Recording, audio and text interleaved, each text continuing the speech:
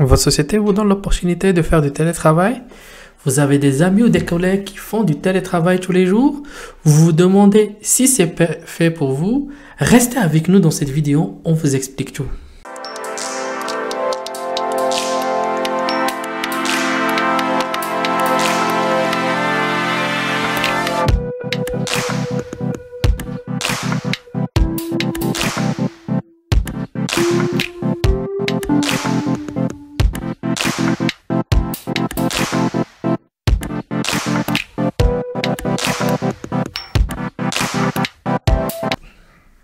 Le télétravail, c'est quoi? Le télétravail, c'est juste un mode d'organisation où le salarié accomplit son travail hors locaux de son employeur, de façon régulière et volontaire, en utilisant des technologies de l'information, de la communication, Internet notamment, pour des fonctions qui auraient pu être exercées dans ces mêmes locaux. Ces dispositifs sont complétés par le contrat de travail ou un avenant à ce dernier. Ce qu'il faut savoir, c'est que le télétravail, c'est vraiment juste une organisation de travail. Par exemple, des gens qui font du développement web, ils pourront faire tout le développement depuis chez eux, par exemple, et faire le même travail comme s'ils étaient aux locaux de l'employeur. Ce qu'il faut savoir, comprendre aussi, c'est qu'en France, d'une manière générale, il n'y a pas de loi régissant le télétravail. Donc on a vu un peu avec la période Covid, il y a pas mal d'organisations qui se sont organisées d'une manière à utiliser le télétravail au maximum. Et il y a pas mal de conventions collectives qui ont ajouté des jours de télétravail dans les conventions collectives. Ce qu'il faut savoir, c'est que votre société, votre boîte peut soit proposer du télétravail, soit ne pas le proposer du tout, parce qu'il y a pas mal de sociétés qui n'ont pas encore proposé, qui ne le proposent pas, et ça va dépendre de négociations que vous pouvez avoir avec votre employeur. Donc, le télétravail suppose donc la réunion de certaines conditions. Le travail doit tout d'abord être effectué hors locaux de l'employeur, notamment via l'utilisation de moyens tels que Internet ou le téléphone. Donc, il doit ensuite être accompli dans ces conditions de manière régulière. Donc, une personne qui le fait, par exemple, 2 jours par semaine durant toute l'année.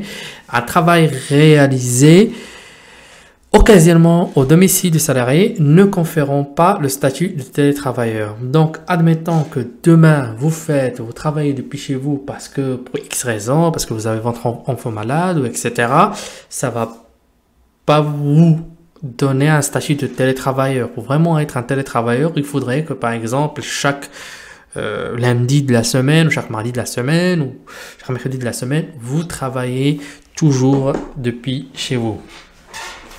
Et là, le dernier point, c'est il y a des circonstances exceptionnelles telles que celles liées à l'épidémie de Covid. Le salarié doit donner son accord à cette forme d'organisation de travail via la signature de son contrat de travail ou d'un avenant à celui-ci.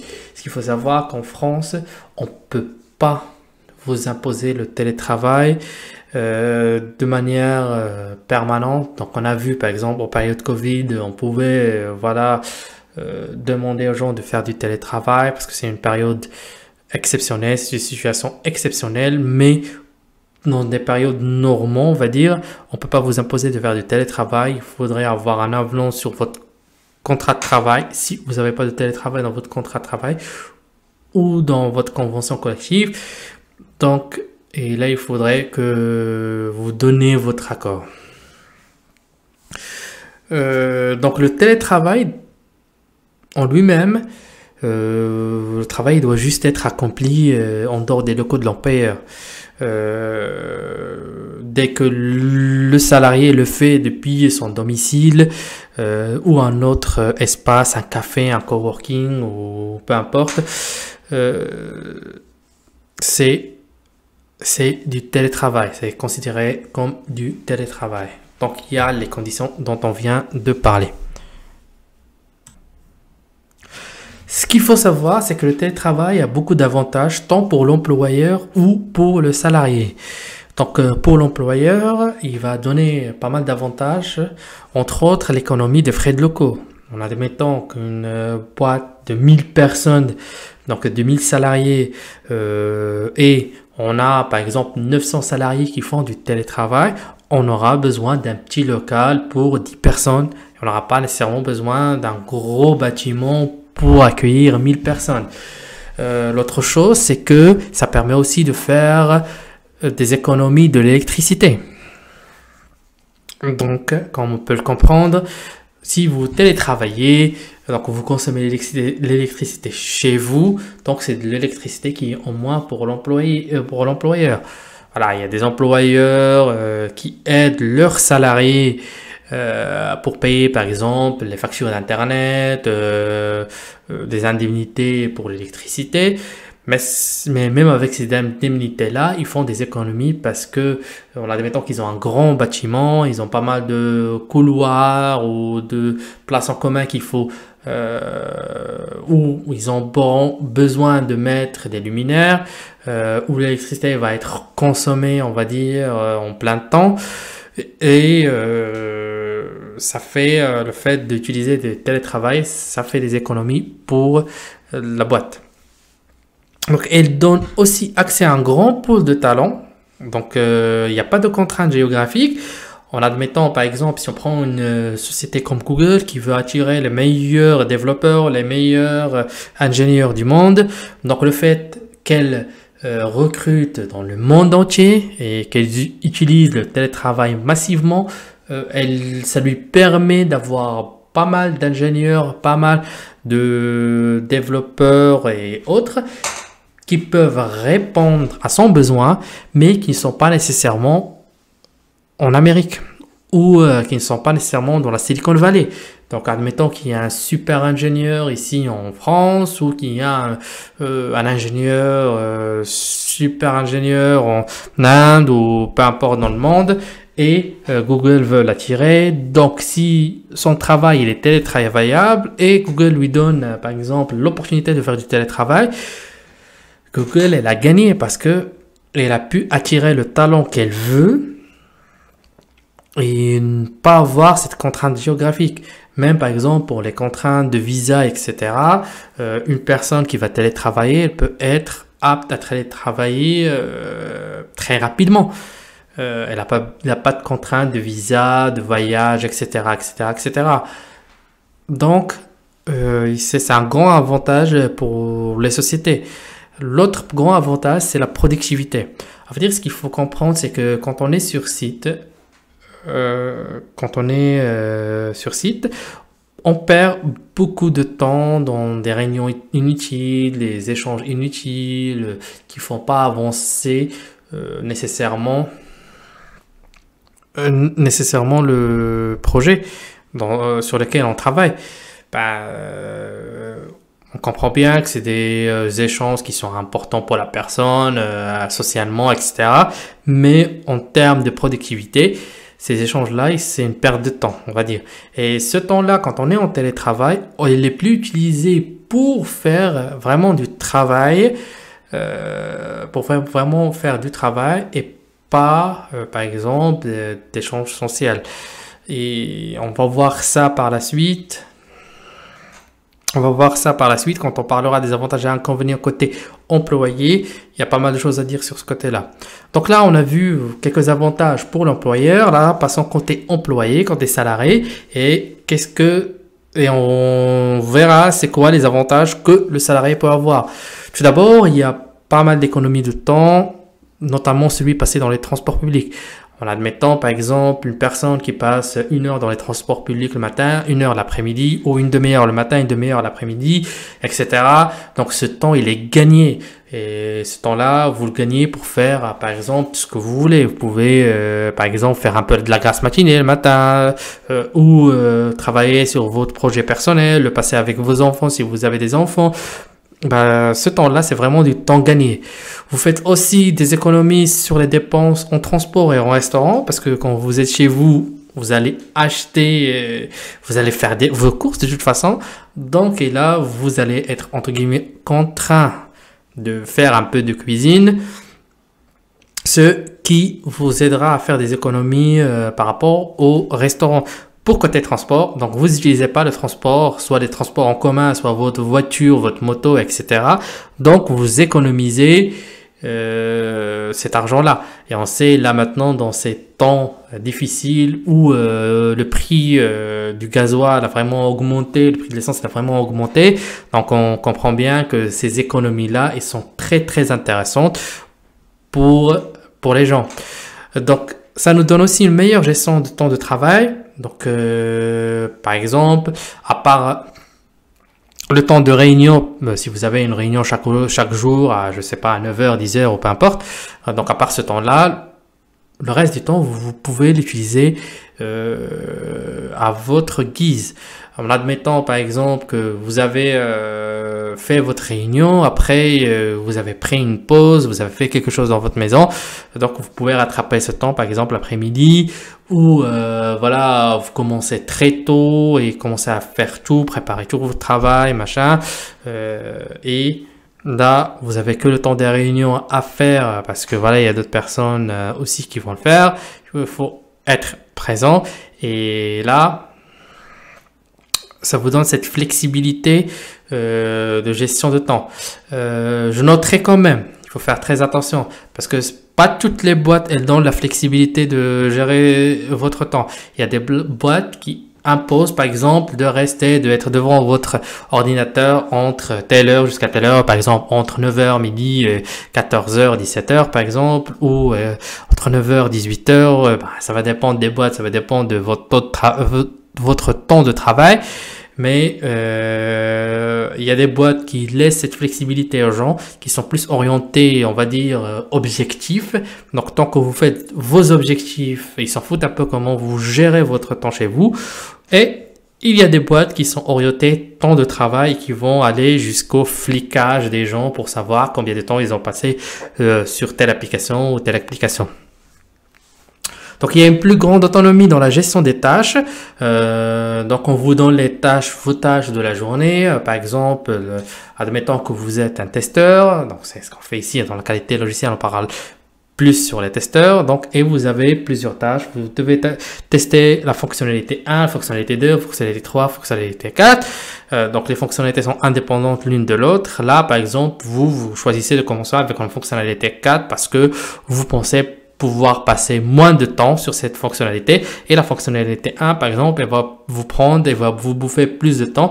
Donc vous estimez que vous faites par exemple la fonctionnalité 4 puis la 2 puis la 3 puis la 1 pour faire un gain de temps et gérer vos tâches quand vous le voulez, et ça vous permettra aussi de faire un travail bien fait. Donc il y a une meilleure concentration entraînant une meilleure productivité. Donc là, ce qu'il faut comprendre par ça, c'est que quand on est en télétravail, on est moins perturbé.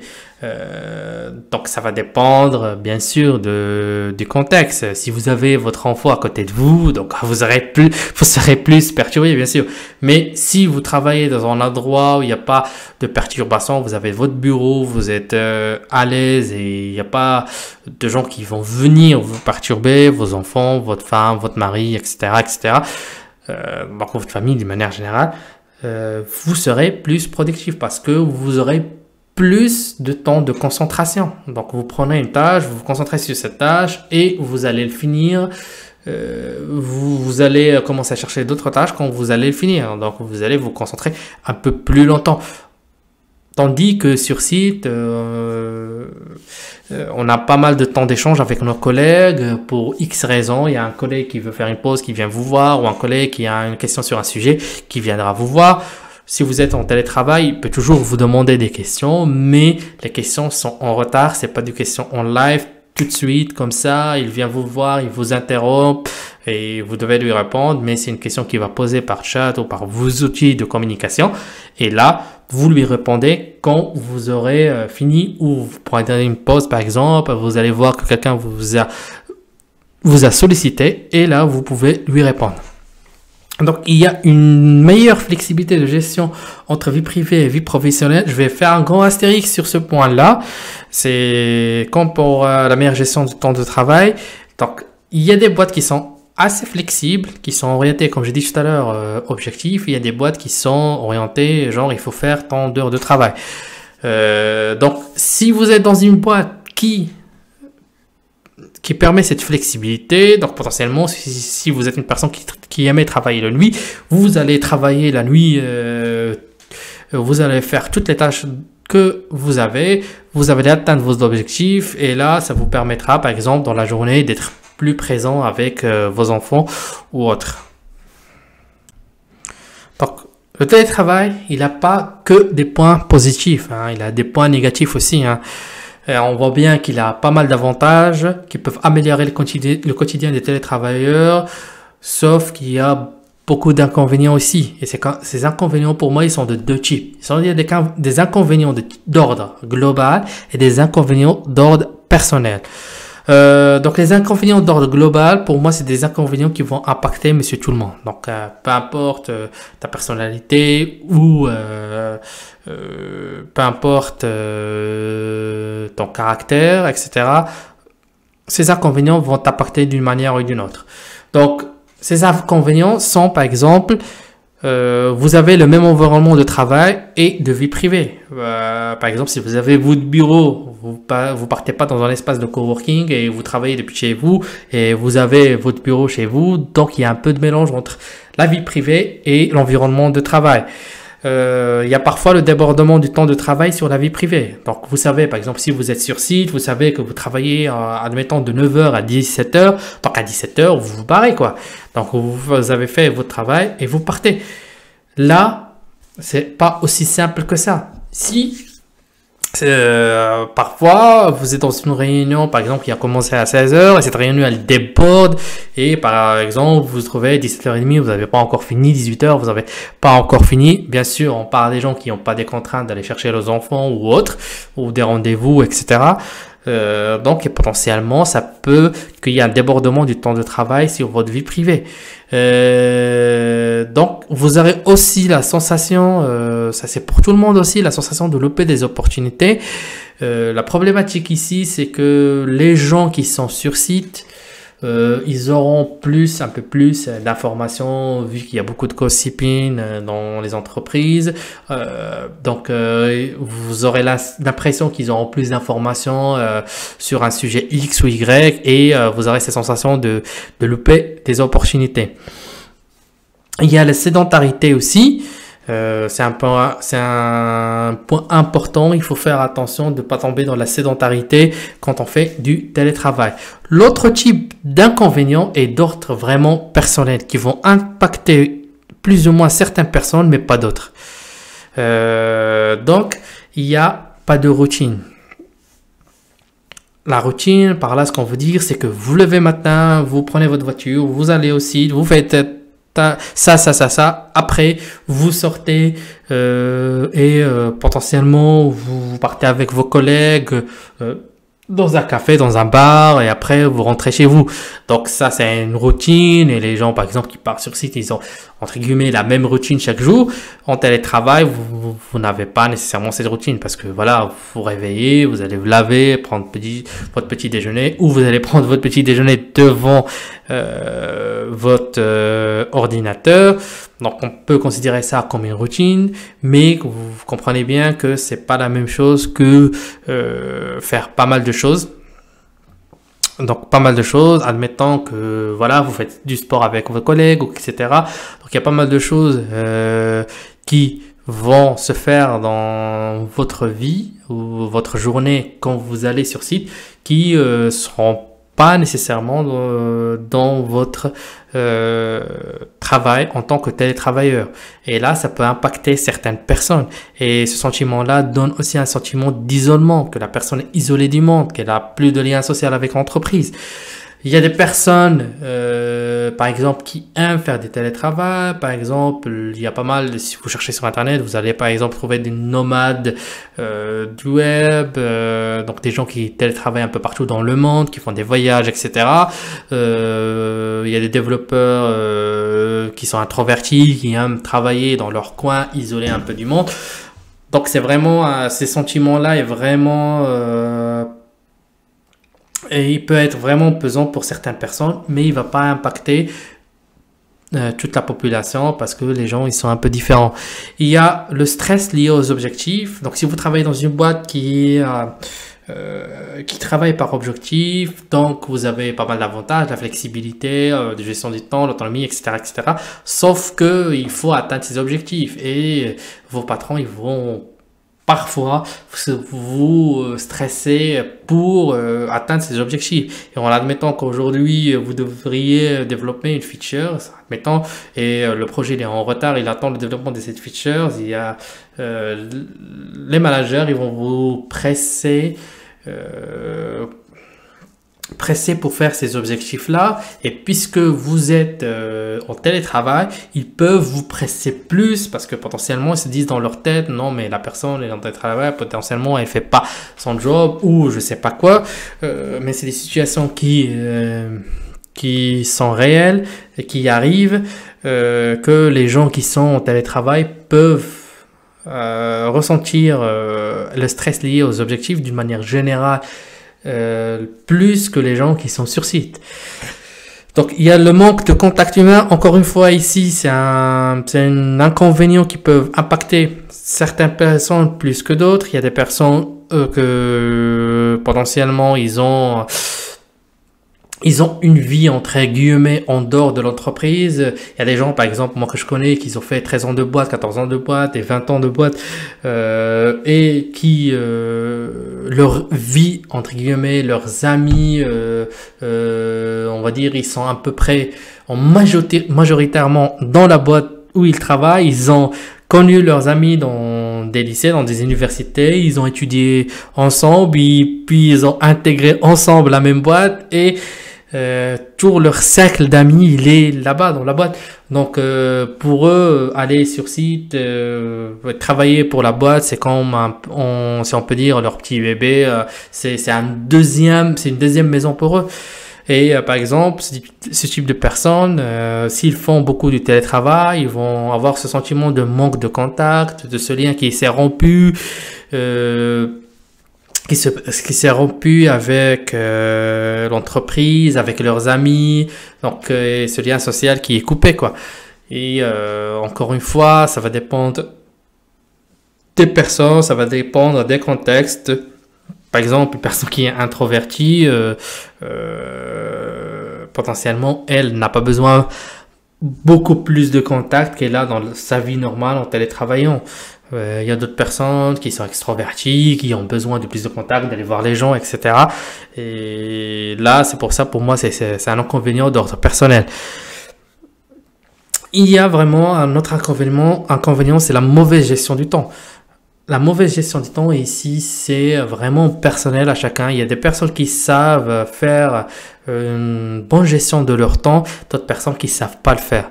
Et donc là, quand on a des personnes qui savent pas faire une bonne gestion de leur temps, on peut être dans des situations où on a des objectifs à faire, mais la personne, parce que l'entreprise, elle permet un travail flexible, elle commence à faire d'autres choses et elle laisse le travail aux dernières minutes et après, elle ne peut plus rattraper le retard qu'elle a eu. Et donc là, elle gère malheureusement mal son temps et ça peut être un vrai inconvénient et un vrai frein pour eux de faire du télétravail. Et s'ils étaient sur site, ils feraient un excellent travail, mais parce que ils sont mauvais en gestion de temps, ils peuvent pas télétravailler d'une manière sereine. Il y a aussi un risque, c'est le risque de trop travailler. Donc là aussi, ça va dépendre des gens. Il y a des gens qui savent dire, bon, moi voilà, si c'est par travail par heure, par exemple, l'objectif c'est de travailler 7 heures par jour. Donc la personne, elle doit sortir à 17 heures par exemple du site, elle arrête à 17 heures. Donc il y a d'autres personnes que non, ouais, qui peuvent pas, soit parce que elles se sentent vraiment investies dans le truc et donc elles donnent de plus, et là elle entre dans un engouement où elle travaille trop et même trop plus que ce qu'elle faisait si c'était sur site, ou il y a des gens où, par exemple, il y a des objectifs et tout, et à un certain moment, ils se sentent obligés de finir l'objectif, même si c'est un objectif non tenable. Et là, ils commencent à travailler plus, et ce travail-là, il commence à, ce risque-là, donc on va avoir le risque qu'il travaille trop, il se fatigue trop, donc il cumulera la fatigue, il pourra plus se concentrer, etc., etc. Donc c'est vraiment, si vous êtes une personne qui sait dire stop, j'arrête et passer à autre chose, donc là le télétravail c'est vraiment bien pour vous. Si vous êtes une personne vraiment passionnée qui sait pas s'arrêter au bon moment, là le télétravail peut être un inconvénient pour vous si vous n'arrivez pas à trouver cette balance entre les deux. Il y a les distractions qui peuvent venir de votre famille. Donc voilà, vous avez un enfant qui crie dans la maison, vous allez être moins concentré, ou votre conjointe qui arrive toutes les 5 minutes, vous demandez des choses, etc. Donc là, c'est des distractions qui vous laisseront pas vous concentrer, donc pas vous finir les tâches que vous avez à faire. Il y a aussi une crainte d'être oublié par l'entreprise, parce que vous savez, une personne en télétravail, c'est pas une personne qui est sur site, une personne qui est sur site, on la voit, on discute avec, etc., etc. Même si c'est très mauvaise dans son travail, mais elle a, entre guillemets, le mérite d'être là, d'être vue. Le problème d'une personne qui est en télétravail n'est pas vue. On va voir la personne dans les réunions, mais etc., on ne la voit pas toute la journée, on voit pas qu'elle est assise sur son bureau, elle est sortie en pause, etc. Et donc il y a cette crainte d'être oublié par l'entreprise et de se faire passer pour des promotions, par exemple. Potentiellement les promotions vont partir entre guillemets à des personnes qui sont sur site et pas des personnes qui sont en télétravail. Il y a un autre problème, un autre inconvénient, c'est être trop connecté. C'est le fait d'être tout le temps là et connecté à votre PC ou votre téléphone pour répondre aux mails, etc. Pour dire que je suis là, je suis en train de travailler, machin. Et là, c'est vraiment aussi un inconvénient, parce que ça ne nous aidera pas nécessairement à faire un bon travail. C'est pas parce que vous êtes connecté tout le temps et vous êtes là, répondez à la seconde près, que vous pouvez faire un bon travail. C'est juste que vous êtes connecté tout le temps. Il y a un dernier inconvénient, c'est le manque de discipline. Donc une personne qui manque de discipline, manque de rigueur, le télétravail n'est pas nécessairement fait pour elle, parce que en télétravail, tu es en autonomie, en full autonomie. Donc en autonomie totale. Et là, t'as pas ton chef à côté de toi ou tes collègues, etc. C'est toi, ton ordinateur et tes objectifs à faire, et il y a personne d'autre. Donc si vous n'êtes pas discipliné, vous n'arriverez pas à produire un résultat satisfaisant. Donc est-ce que le télétravail est fait pour tout le monde? Donc, la réponse la plus simple est non. Le télétravail n'est pas fait pour tout le monde.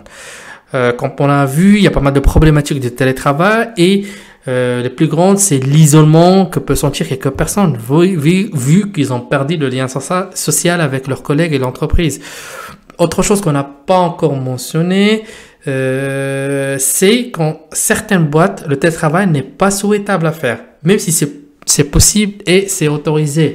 Puisque là, les managers, il y a quelques managers parfois, ils n'arrivent pas à justifier entre guillemets leur travail si leur team n'est pas ici. Donc les RH par exemple, la direction, vous avez signé un avenant, vous êtes content, ou vous allez faire du télétravail 3 jours par semaine, etc. Mais votre manager, lui, il comprend pas pourquoi il vous laisserait faire du télétravail. Il comprend pas il sait pas comment gérer une équipe qui n'est pas à côté de lui. On comprend bien que là, voilà, c'est des problématiques de management.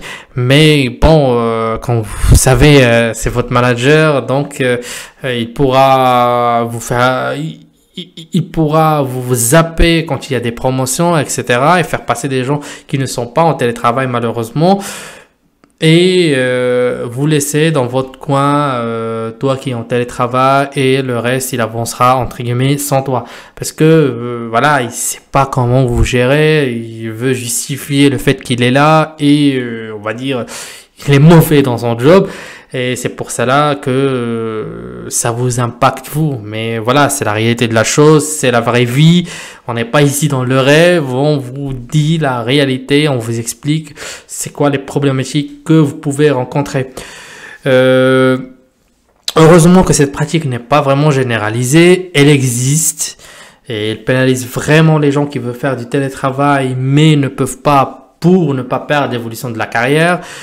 Mais c'est vraiment des choses qui existent, qu'on peut voir et qu'on a des personnes qu'on connaisse qui ont vécu ça. Donc vraiment ce qu'il faut savoir, c'est avant de pouvoir par exemple chercher du travail en télétravail ou négocier du télétravail avec votre boîte, si vous pouvez, il vous conviendrait bien de réfléchir sur ces points qu'on vient d'évoquer parce que c'est des points importants parce que le télétravail, ce que les gens ne comprennent pas, c'est vraiment un changement d'organisation de vie.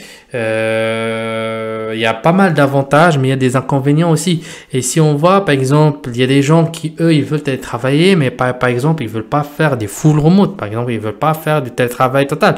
Ils veulent faire du télétravail partiel.